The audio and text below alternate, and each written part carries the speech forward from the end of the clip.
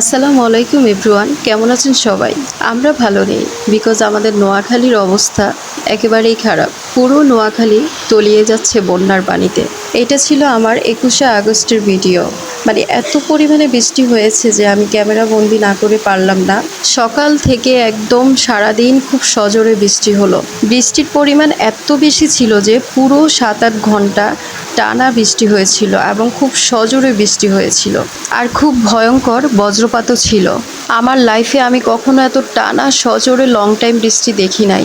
বৃষ্টি আমার বরাবরই ভালো লাগতো, কিন্তু নোয়াখালীতে এত পরিমাণে পানি বেড়ে গেছে, বন্যা হচ্ছে। এখন বৃষ্টি হলে না মনের মধ্যে একটা আতঙ্ক সৃষ্টি হয়ে যায়, একটা ভয়ভীতি কাজ করে। পানি অনেক বেড়ে যাচ্ছে, পানি কতটুকু চলে আসবে, এরকম একটা ভয়ভীতি কাজ করে মনের ভিতরে।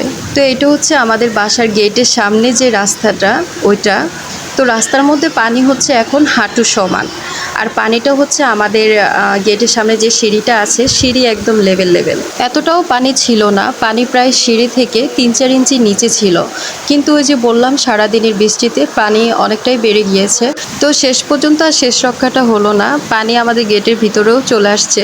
আর আমার আশেপাশে প্রায় প্রতিবেশীর বাসার ভিতরে আরও ৩-৪ দিন আগে পানি ঢুকে গিয়েছে। তো সবাই আমাদের নোয়াখালীবাসীদের জন্য দোয়া করবেন, আল্লাহ যেন সবাইকে হেফাজতে রাখে, সুস্থ রাখে। আজকের মতো এখানেই বিদায় নিচ্ছি। আল্লাহ হাফিজ, আসসালামু আলাইকুম।